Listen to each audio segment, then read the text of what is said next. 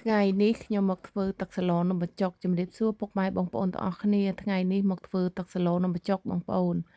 ហើយធ្វើទឹកសាឡូននំបញ្ចុកនេះគឺថាធ្វើមួយឆ្នាំងធំតែម្ដងដោយសារនាងខ្ញុំធ្វើឲ្យច្រើនចឹងទៅពេលដែលត្រជាក់ចឹងទៅគឺខ្ញុំច្រកចូលនៅក្នុងធុងទូទឹកកកបងប្អូនដើម្បីទុកញ៉ាំពេលដែលយើង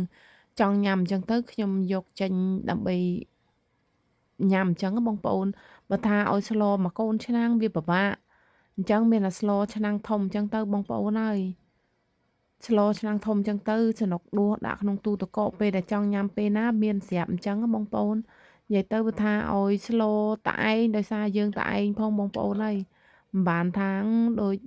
ចង់ញ៉ាំពេលណាយើងធ្វើអញ្ចឹងទៅក៏មានទឹកស្លញ៉ាំអញ្ចឹងណាហើយខ្ញុំតែងតែធ្វើអញ្ចឹងរហូតឲ្យតែថាស្លអស់គឺខ្ញុំស្លទៀតអញ្ចឹងទៅដើម្បីដាក់នៅក្នុងទូទឹកកកពេលដែលចង់ញ៉ាំពេលណាគឺមានស្រាប់ៗអញ្ចឹងណាហើយបងប្អូនមើលវិធីស្លរបស់យើងហ្នឹងគឺថារបស់ខ្ញុំហ្នឹងគឺថាអត់វ៉ាក់ទេគឺដូចតែបងប្អូនស្លអញ្ចឹងដែរហ្នឹងគ្រាន់ថាខ្ញុំមិនសូវប្រើល្មៀតខ្លាំងទេបងប្អូនទឹកស្លខ្ញុំអត់សូវដាក់លឿងប្រហែលទេណាក់ខៀវបដិសអញ្ចឹងហើយពណ៌គឺតែប៉ុណ្្នឹងឯងហើយខ្ញុំអើយនិយាយពីថានៅចិនបងប្អូនចង់ញ៉ាំអីក៏ដោយធ្វើខ្លួនឯងទាំងអស់បើអត់ធ្វើខ្លួនឯងទេមានតែទិញគេពីចម្ងាយអីអញ្ចឹងណាតែខ្ញុំមនុស្សខ្ញុំគឺថា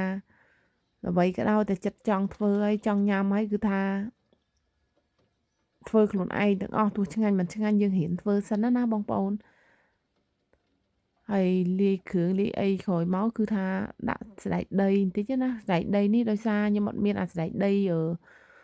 គ្រាប់ខ្ញុំដាក់ម្សៅសណ្តែកដីអញ្ចឹងទៅដើម្បីឲ្យវាឈ្ងុយបងប្អូន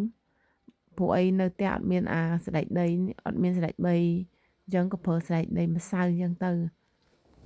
ហើយពេលឆ្អិនអញ្ចឹងទៅខ្ញុំច្រកមួយស្បោរដាក់ក្នុងទូទឹកកកមួយស្បោរនោះដូចថាយើងអាចញ៉ាំបានមួយពេលទៅពីរពេលអញ្ចឹងទៅ